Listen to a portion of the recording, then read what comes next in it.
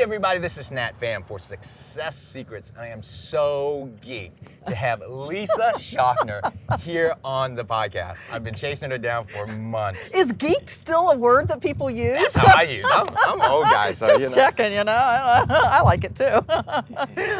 For people who don't know who Lisa is, you're either outside the area or a really young millennial. She was on the airways on Channel 8 for 22 years? Yeah, it was about 23 and a half to be exact. I remember each and every year and every month. I loved it that much, truly. It was wonderful. Loved being in the business. Awesome. And she's transitioned now to UNOS, the United Network for Organ Sharing, and is the marketing PR person there, and really the face, if you will, of UNOS now. The lovely face that just needs more and more makeup and lipstick as she ages out, right? You still look beautiful. You know, it's been such a wonderful transition. I spent so many years in the broadcast area, particularly just at WRIC, and what I did for decades, I told people stories. I told their stories, and I felt what they were feeling, and I shared that every night at 6 and 11 and 5:30 too. And now that I've transitioned and I've been here at UNOS, United Network for Organ Sharing, for 8 years, and it's very similar work in that I'm telling the stories of transplant recipients. I'm telling the stories of donor family members and those who are on the waiting list waiting for a life-saving organ transplant. So it's been a very smooth and easy and comfortable transition for me. So, fantastic. Yeah. Well, how did you get into the first phase of your life, which is broadcasting, which a lot of folks know you too about? Oh, okay. So I'm going to date myself, but now that we already have, because you're sitting at home, I know right now, and you're thinking, or you're on your phone going, "Oh my gosh, she's how old?" Yeah, I'm every bit of it and then some. But it was in the 80s. We'll go there for those who remember the 80s. And I was making a decision where to go for college. And I remember, and no one in my family had graduated from college. So this was a whole new field. And my parents really couldn't give me much assistance. So I'm filling out this college application to Ohio University. And so it said, okay, so declare a major. I'm like, oh, okay. And radio television was one of the boxes I could check. I'm like, oh my gosh, I love radio. I watch television. I could just recite to you every single programming option Monday through Friday and the weekends and what time. And that's when there was only 3 TV stations back in the day, right? So, and so I checked the box. Well, then you had to declare one of the overall colleges, and communications was it. So I made the decision, and I thought, I'm going into radio and television. What's that look like? And I decided I was going to be reporter live on the field. I was going to do that. And I remember very distinctly my senior year in high school, everyone chatting, well, how can you do that? No one from Baltimore, Ohio has ever been on TV. Oh, I didn't know there was a Baltimore, Ohio. But there is a Baltimore, Ohio, yeah. So when I say I'm from Baltimore, I always use the word Ohio because people typically, Maryland is a lovely state. I'm like, well, I'm not there. But I grew up in, it's farm country. And so I was very rural, very middle income, and they had never seen, other than people on TV being on TV, someone who was a part of that. So that was my first lesson in, you know what? It was from the heart. I wanted to do this. I can do this. Why not? Yeah. If not me, who? So I just did it. I applied, got into the college. All 4 years, I did all the extracurricular activities and things, and made it happen. And so then I graduated and got a job. And so you seem like you fast-tracked, you know, because most people, you know, are the beat reporters for a long time. They work their way up, and maybe they are the 6 a.m. anchor, and then they kind of transition over to like, how did you get there so fast? And you definitely didn't let being a woman challenge you at all, because you were actually the first woman anchor. Not a lot of people know or remember that. Yeah, thank you for saying that, because sometimes I forget, and that's really, and there's something major going on, but stick with us, won't you? So, you know, it was one of those things where I didn't know at the time the groundbreaking moving forward where I was at that particular time. So yes, I was the first female to single anchor a major network show in this market. And I did that for almost 2 years. It was a very long period of time. And it's sometimes, I think many of us, or at least those of us during that time in the 80s and the 90s, we just, and particularly women, we just didn't know that there was a glass ceiling. And we just kept plodding along, and we can make that happen, and we can do that. I was very fortunate that I had a lot of people that encouraged me. It took a lot of hard work, and I probably worked harder maybe than others did, and that's how I went to the top. I would beg to differ, though, to say it was a fast track, because it seemed, it was a while. And I remember, I think, I'll tell you this story because I think that it's really key of how I got to where I am today. And that is when I was in college, I was selected by the top brass, if you would, at the College of Communications at Ohio University. Wow. I won their top senior award that year, and I was, Communications Student of the Year. And with that came an award from Nationwide Communications. And I was cognizant enough that I needed to thank the CEO of the company. And so when I thanked him personally, both in terms of a handwritten letter, as well as a phone call, when I was on the phone with him, he said, "Would you like to come up and visit my office personally?" Of course I would. How about this date? Ended up in his office, and the question was, "So where do you see yourself going? You're graduating." "I'm going to be on the air," I told him. "I'm going to be a beat reporter." "Well, of my TV stations, which would you like to work?" Goodness. And given the opportunity.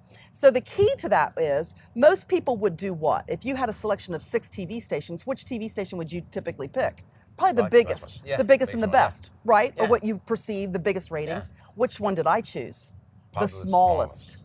The smallest. And I particularly told him that. I said, "I choose your smallest TV station, WBAY TV. And he was taken, because why would that be? And I said, "Because I know that I'm going to get the hands-on experience that I not only want, but I need." He loved it. Picked up the phone, called the news director, and handed the phone to me and said, "Sell yourself." I did, and 2 weeks later, I was in Green Bay, Wisconsin. So that's a point to be made. So often, I think, with all of us, we want success. And success, we want to fast track it. There is no fast track to success. Success is a long, slow journey. And the other point of it is, why get there so fast? Sure. If this is what you want in the end, is to anchor a major newscast, get there slowly, because then when you get there, you're really going to savor it. I think that that's a really important lesson. So what would you say to folks going into broadcasting today? Because it's a little bit different. It is different now. It really is. I tell them the same thing. A lot of what, and I can say this because I have a millennial at home. I've got 2 of them. So we have these discussions a lot. For most of our young folks that are millennials that are now looking for jobs, particularly in the broadcast arena, it is this idea, well, if I don't see it posted online, or the information's not there, everything is done electronically.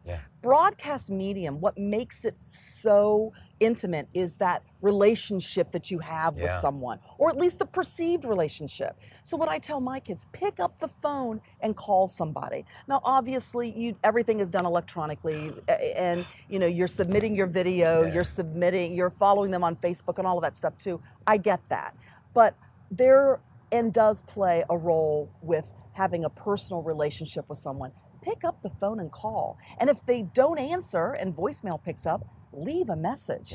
It's amazing how many millennials that I speak with, well, they didn't answer, so I just hung up. Well, how are they going to know that you called? How are they going to know? Sometimes it's just touching base. "Hi, this is Lisa Schaffner. I've applied for a position. I'm really eager to perhaps chat with you. I really think I can make a difference with your team. Hope we can sometime get 15 minutes on your calendar just to talk." Awesome. They would think that's refreshing, I think. So what was the difference between being a reporter and an anchor? There's a lot of difference between a reporter and an anchor. When you are a reporter and out on the street, it's quickly establishing relationships so that someone will tell and share their story with you. You can get the information, whether that's an official source like a law enforcement officer, or whether that's someone who perhaps is a victim of a crime and needs to share their story. When you're an anchor, you're on the other side of that camera, and you're talking, and thousands, tens of thousands, hundreds of thousands of people can hear you, but you can't see them. It's not that intimate, but it's intimate for the receiver, for the person who is viewing the newscast. You're in their bedroom. You are sitting, you're the 5th person at the dinner table having dinner with them. You're celebrating special birthdays and holidays with them. So it's a different relationship, and you have to be able to feel that sometimes. So you mentioned the connection and relationship part, and you did it so quickly, and I feel like as an entrepreneur, we have to do that quicker and quicker, especially when we meet somebody cold. How do you recommend folks doing that, whether in the business world or a student trying to climb up the ranks and establish that connection with that general manager, whatever the case may be? I think it's really connecting on very simplistic level. So I've talked and done a lot of training with those through colleges and entrepreneurs, if you would. And they've got this great business model, this great idea, but they don't know how to communicate themselves very well. And so immediately what they want to do is they introduce themselves, and I've got this great company, let me tell you about it. Whoa, too much too fast. The first thing is, hi, I'm Lisa, and you are? Bill. And maybe you feel comfortable just giving the first name. You don't even have to give last names. Just introduce yourself. And why are you here? Wow, I am too. Gosh, isn't this weather hot? Find some typical just common conversations, things where you can find common ground. Do you have kids? Where do they live? Where do they go to college? Those are bonding type questions that really help to lay a foundation for someone. Think about the people in your work world and your life. Why did you stay in contact with them? Yeah. So, well, I tell you one thing that you got that I think sometimes it takes practice. It took me years and if not decades of practice.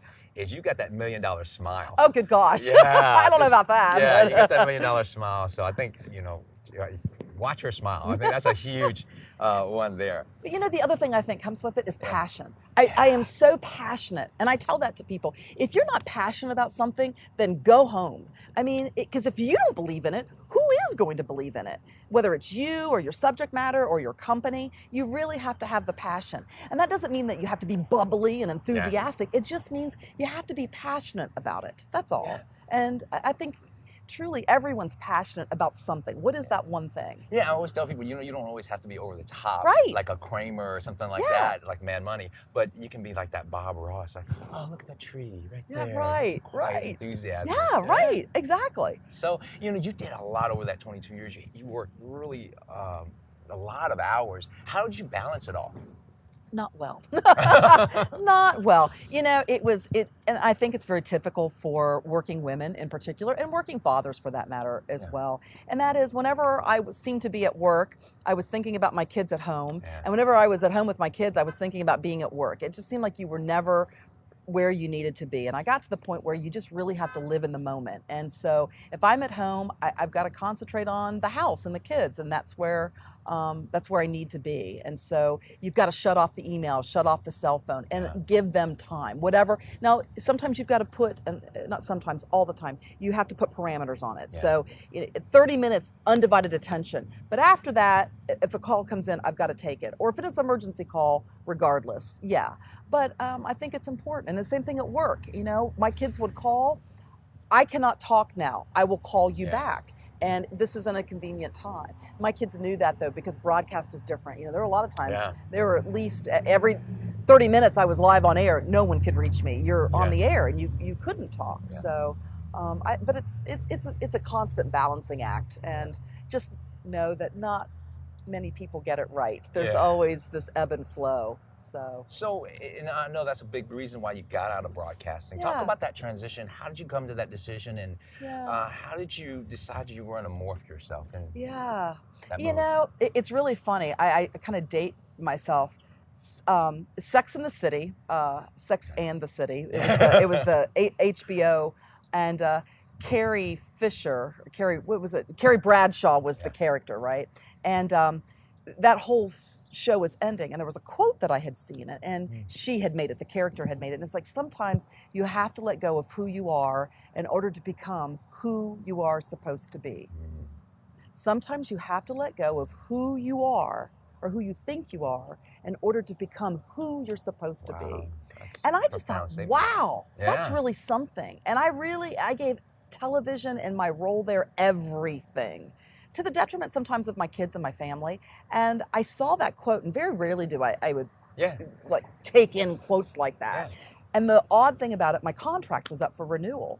How about that? And I said, that's in my gut, and I just think it's time now. That quote caught me. I talked to my children about it, and at that time, one was in middle school, and one was entering into middle school, and one was going into high school. And I said, what do you think about Mom coming out of broadcast so that I could spend more time with you? Because my schedule up until that point had been 2 o'clock in the afternoon until midnight. So what that meant was, I had a nanny or someone else putting my children to bed every night. And I just wanted to give it a try. And they thought, okay. So of course you do it. And I landed here, and this has been wonderful. And then the kids are like, why are you home every night, Mom? We liked it better the other way. You know? Yeah, exactly. Home, right? Mom was home during the high school years. Yeah. Thank gosh. You know what I'm saying? Yeah. So, but it was something I needed to do. So how do you differentiate trusting your head, your logic, your heart, and your gut? Not well. I go back and forth with that, yeah. And so I think sometimes we don't give enough to our gut feeling. I mean, sometimes I try to logic my way out of it. No, that's just not the right thing. And then it's like, wait a minute. This is like, I just need to do this. Okay. And sometimes if I'm a little bit scared, that tells me I should do it. Oh, Being I just like a that. little bit scared, not a lot scared, like panicked, but just a little bit scared. That tells me that that's an opportunity. I need to take advantage of that, or I need to try it. Yeah. So how did you make that decision once you had that gut feeling, and how did you approach it, and knowing what the right organization was to go to? Right. To make this huge career turn. It is. It really was a huge career turn, and it was a very strategic move. Don't get me wrong. Yeah. If you just don't, I'm going to try something new, and then go do it the next day. It doesn't work like that. It was several years in the making. Of course. I had just very methodically made a list of just some key places in Central Virginia that I wanted to stay in. And I chose Central Virginia Okay. Very purposefully, because this is where my brand is. This is where my image is. Yeah. This is where I have the value. Lisa Schaffner has value here. Mm-hmm. Charlotte or Atlanta, they don't know me there. I could prove myself there, I have no doubt, but I didn't want to take all that time and so much that I had invested. In addition, my kids were young and I wanted them to be able to graduate, and I love this community. I really believe— You got a lot of brand equity here. I do, and I love this area. So that being said, I researched some of the organizations that, even though you report on them or you have friends working there, you don't really know them sometimes. And so he did a little bit of research and targeted some. And then what I did, and it was really I do say so myself, it was a brilliant stroke. Sure. I interviewed 5 people. I found 5 people that were trusted friends. Okay. Those who were well placed in the corporate community and the areas that I wanted to go into. And I would say, hey, this is a confidential conversation, but I'm thinking about leaving my current position. What do you think about that? How do you see Lisa Schaffner? Where do you see me moving? And how others saw me and how I saw myself sometimes were completely different. Whoa. What I found out, Nat, was really, really interesting. My brand was so strong that many of the larger corporations here in town were fearful of it. They couldn't see me working for them because my brand was better and stronger than their brand. Or not that it would compete, but they just didn't. They had a brand and they saw me having a brand, and they just didn't see that melding. Isn't that interesting? Yeah. So, and it was like, whoa, I would think I consider, I've got that, giving back brand, working for nonprofits, supporting the community, mom and apple pie brand for lack of a better description. And I thought, well, who wouldn't want that? Yeah. But then on the flip side of the coin, those conversations were very helpful because I saw where they were coming. I'm like, well, that's an interesting point, sure. So I would highly encourage anyone who's thinking about making a move, whether it be just with a job move or whether an entire career move, go about it strategically. Yeah. It's a long process, and really have some very confidential conversations with some key players in your world. Yeah. And some of them could be close friends, and some of them could just be acquaintances, but those you trust and respect that would be able to give you some guidance and how they see your next steps and what your best, what you bring to the table. Sure. So you mentioned, that personal brand conflicting with a professional brand, right? Yeah. So what would you tell entrepreneurs, small, medium-sized businesses out there about incorporating personal and business brand? Because, for me, I always feel that you really have to make that first initial push with that personal brand because they're buying you more than this I agree with logo. How do you incorporate the two? You think with it's business? Interesting because my first my response was when I was doing this initial search. This was 9 years ago at this point. You wanted to change so that you could fit in with their culture, fit into what they wanted. And then I'm like, no, my brand and who I am is who I am. I can't change that. And that's a really good lesson. So whoever you are personally, if that doesn't fit, it doesn't fit. Yeah. Better to know it now than Okay. to figure it out later. Okay. I would say thank you very much, recognize it for what it is, and then move on to something else. Because if they don't see it as a fit, then it probably isn't one. Okay. Now, if there's a case to be made that you think that maybe they're misunderstanding your brand or that it's off a little bit and they're not seeing it through the right lens, then maybe I would try to convince them. But if you got to work too hard to convince anyone about who you are and what your brand truly is and your values, it's not something that you want to pursue. Okay. So how did you incorporate and how did UNOS come together with you to decide, hey, you're the face of UNOS and make those two identities blend together? This poor organization, I tell you, it's like a tornado coming in, they know, they've figured that out at this point, This is such a fabulous organization.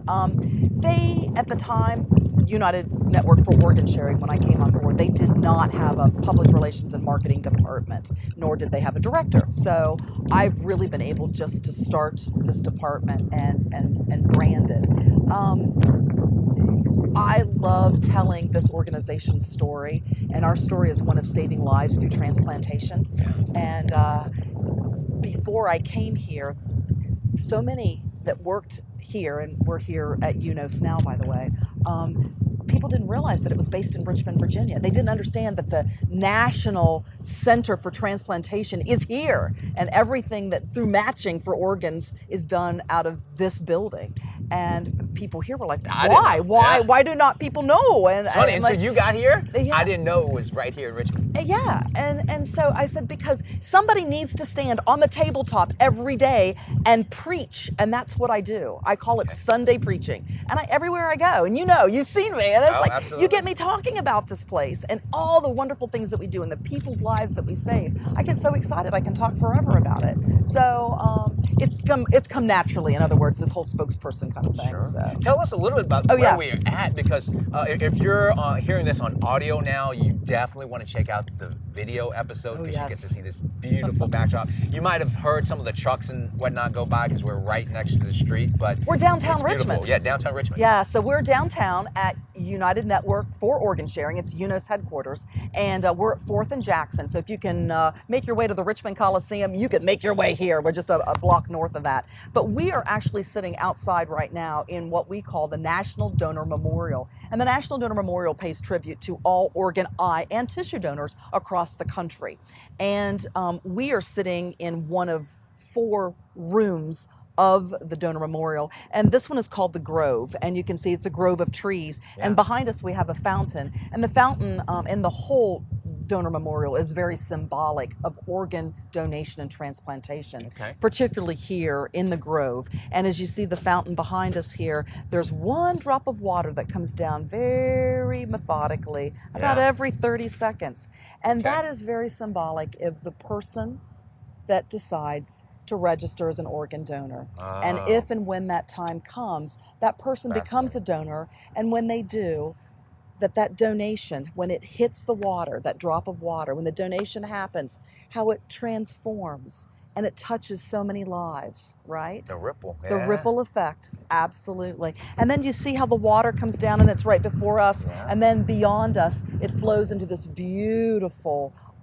waterfall fountain, and that is the lives touched and the gathering of the power and the change and the life force. You can feel it. It's all very symbolic, and that's what donation's about. A lot of people, I'll go out to talk here in Central Virginia. Nat, you've heard me, and many of you who are listening right now may have heard me as well, but oftentimes people will say, Lisa, we understand organ donation is about death and dying, but can you keep this on an upbeat topic? And I'm like, oh my gosh, this is an upbeat topic because it's about life-saving and life-giving, and that's what donation means. And we here at UNOS, what UNOS does, by the way, is we match all of the life-saving organs, heart, lung, liver, kidney, pancreas, intestine. We match those from deceased donors to patients, people in need on the national waiting list. And we're making that match happen 24 hours a day, 7 days a week through our computer system located right here in downtown Richmond. Cool. And this happens all across the country right here. The matching process takes place here.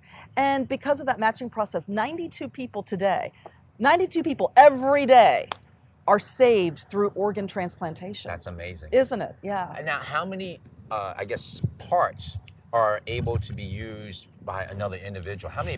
Yes. One person. Right. How many people can one person impact? Really? Right, a lot, dozens. So one person, one organ donor, and I always say if and when the time comes, because you can be a registered organ donor, but I want you to keep them for as long as you need them, okay, Nat? Yeah. Don't give them to me anytime soon, all right? Kids and family, yeah, that's too, right. yeah. They want you around, and we get that. So if and when the time comes, you can save 8 lives. 8 lives. Incredible. Because there's 6 organs, and then you've got 2 kidneys, so there's another one, and then the lungs are a double set.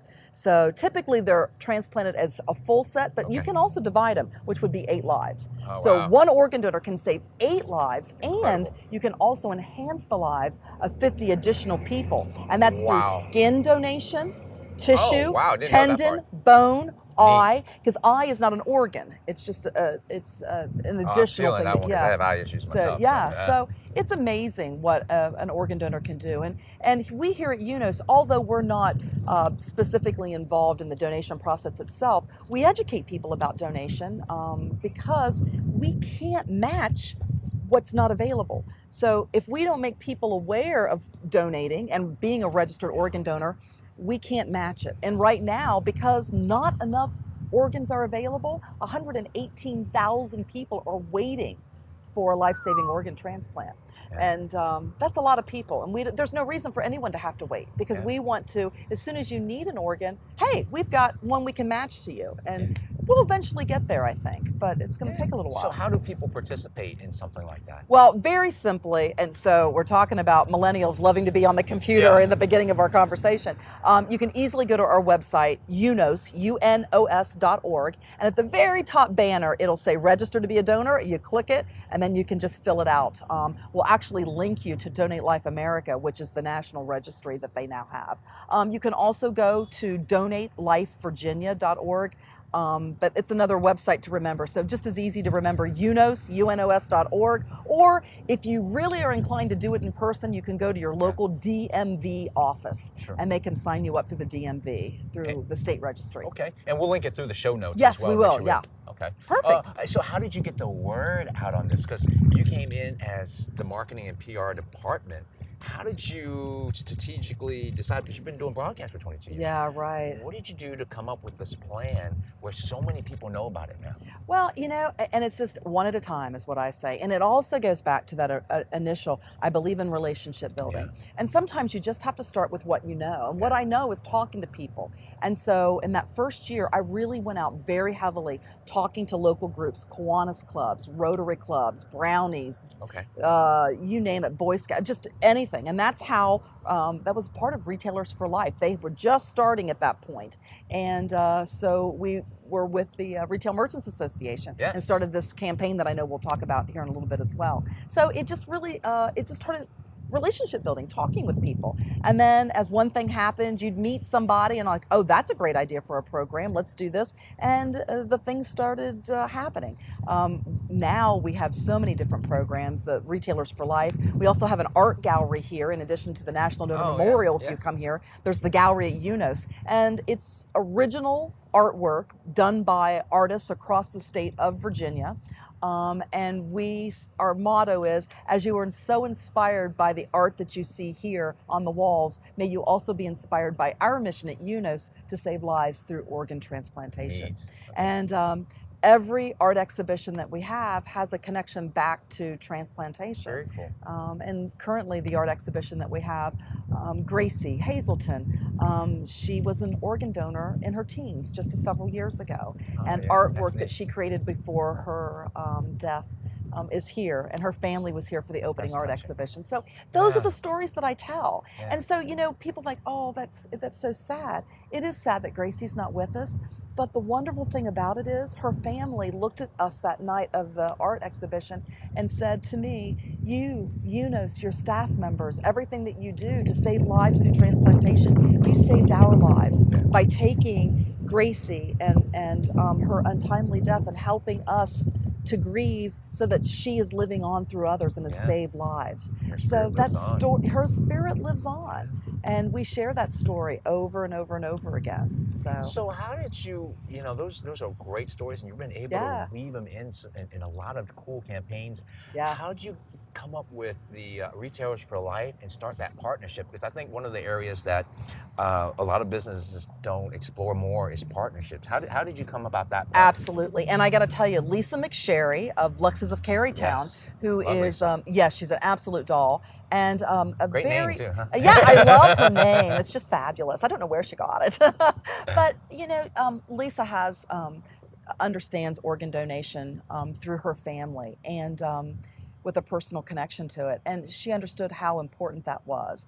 And we just got the program. We thought, well, let's do this. And you start bouncing ideas off of each other, and it's just grown to where it is now. Yeah. So that we're educating during the month of April, which is National Donate Life Month. Just where we've got dozens of businesses, RMA businesses, that are now helping to educate and that are Retailers for Life campaign members. So that's spectacular. So how can retailers get involved in this? And is this just a local thing that they're going to It be is involved for in right. right Yeah, now? it's through Okay. the. Yeah, it is just right You now. want to pull up the post right there for the I people on forgot. video? Yeah. Thank you. Yeah? Would you like to see the poster? I mean, I'm so bad, right? I'm like, so here we go. So this is one of the we have. Voila, we've got beautiful. So April is National Donate Life Month, and you can see down here, it's all about, you know, what you can make possible, and everybody can make it possible. And then it's brought to you by UNOS, and you've got right there, registered to be an organ, eye, and tissue donor. So our businesses across Central Virginia, Okay. who are Retail Merchant Association members, are Okay. agreeing, and so they get this. Look at this. I even have more. I call it show and tell. I Yeah, love show and I tell. like that. So here is April is National Donate Life Month. So retail merchants, think, shop, buy local, because that's what it's about, and we can make a difference. So working together, saving lives. And that's really what it's about. It's everybody working together. And that's the local retailers through the RMA really understand how important this is, that we can work together. You know, shop, buy local, but let's work together and save lives as well. That's what it's about. And in the end, it's all about our families, right? Yeah, Right? absolutely. So, yeah. So this is a little, and then of course, and they just go to unos.org to participate in this they as can well. do that Or as retail well. merchants, right? Or just give me a ring. There you go. can call UNOS, ask for Lisa. Everybody knows. if Fantastic. you're trying to get a hold of Lisa, it's me. So yeah. Cool. Well, you've Yeah. done a great job with Oh, that, the marketing and partnership and PR. What would you tell some of the entrepreneurs out there who are trying to get to that next level in approaching either PR or marketing, and what have you seen over the years? Because you've been in touch with a lot of different That's folks. a great question, and I get a small businesses approach me a lot. I really highly recommend partnerships. So wherever you are, let's say that you're in a small strip shopping center. Yeah. Who else is around you? How can you get together? What can you make special that is that someone walks in your door seeking something that maybe you can't provide, but you know someone down 3 doors down can? Get something that is more structural, so everyone along that strip mall area supports one another, and make a special day, maybe a special Saturday or a Thursday evening, and you know, have everyone's clients come out and join each other in the street. Come up with some just different ways that you can build new relationships from those that are already existing, that are just very close to you. Yeah. It's amazing how that can really open up some new opportunities. What about media partners? I know PR can be a huge piece for small business or businesses in general.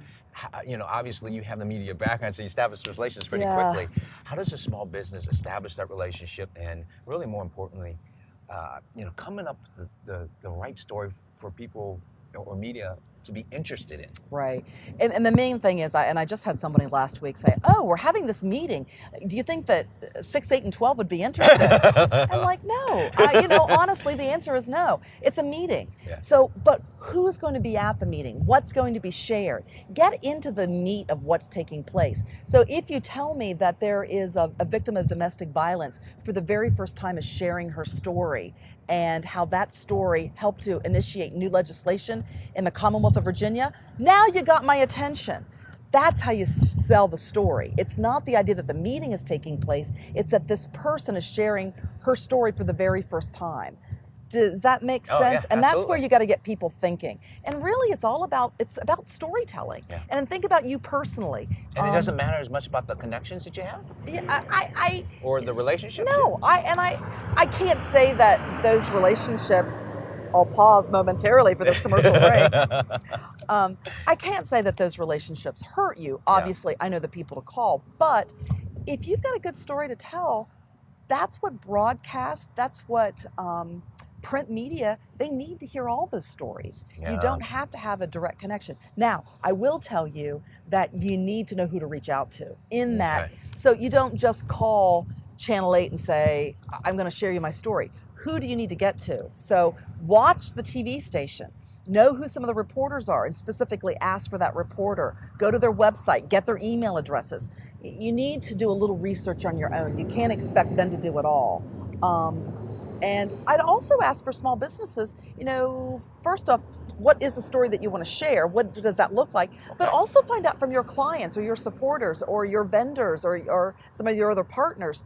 Ask them, where do you get your news? Where are you getting your information? That makes a lot of And sense. that's where you need to put your messaging. So if they're not watching broadcasts, then don't go there. Yeah. If they're looking at news, and some of the daily newsletters that are out there are extremely, the business newsletters, BizSense has a huge following. Yeah. I mean, Sure. that's what you need. If that's where your base is, that's what you need to go after. If radio's it, whatever that may be. But you need to do a little bit of research. Don't think that there's going to be this panacea that is going to be a fix-all for everything. Now, what's interesting though is you talk about the research, and I kind of lead it into preparation. You know what? I had a chance to what's it called, MC with you. Yeah. Oh yeah. Yeah. For 3-4 years back. Yeah. Oh, I think it's Midlothian even Parade. been. Yeah. There was. You know what? No, I think it was even longer than that. Oh, wow. I know we're getting old. So it was. Let's call it 4 or 5 years ago, because it was a few years ago. So the details and notes on those things aren't always there, and immediately you got there and you started scribbling down. You started getting your phone out and preparing. Can you talk about preparation, whether it's in the newsroom? Because I learned that one moment made me understand that, you know what? I am decent at preparing, but you need to prepare even more than. I think that's part of some of your success. But talk about your preparation, thought, and process. And it's funny. There's sometimes I know that I need to be prepared, and other times you need to be aware of just reacting naturally to something, which I think is very important too. So for something like that, I will. Particularly if I'm emceeing an event, and that would be, I guess, maybe synonymous to someone making a business presentation. Know who is going to be in the audience, know their age range, know some of maybe the universities they've got. You need to have, because why? Because then you're making those connections with them, and that's what you do. So for a parade, for example, like, oh, what float's coming through? Oh, and so-and-so's there. Well, they were. You make those connections, the personal connections I had with folks, and that makes it human. So it is. Now, on the flip side of that coin, and I always talk, there's always two sides to every coin. There are many times that I will go into something completely unprepared.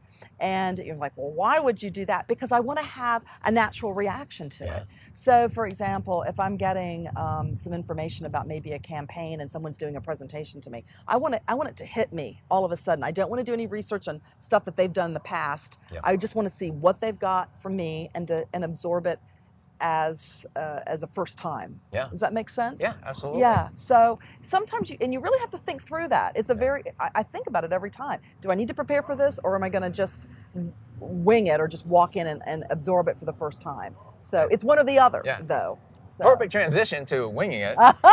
We are going into our speed round of questions. Oh, good God. Yeah. So Okay. you're just going to answer off the fly. Okay. So, what's your favorite interview you've ever done? My favorite interview I've ever done, I would say, was probably and this has been years ago in the 80s, and it was a man who was homeless, and I interviewed him in his room, and it was all of his possessions, and he was so proud of them all, and I just remember trying not to show how appalled I was, and because the smell and the stench and the stains on his bed mattress, but he was so proud of what he had, and it was all that he had, and that has stuck with me all these years. It really has. So. Most intriguing person as far as politicians or business person that you've talked to? Most intriguing person. Boy, that's an interesting question. Who would I say?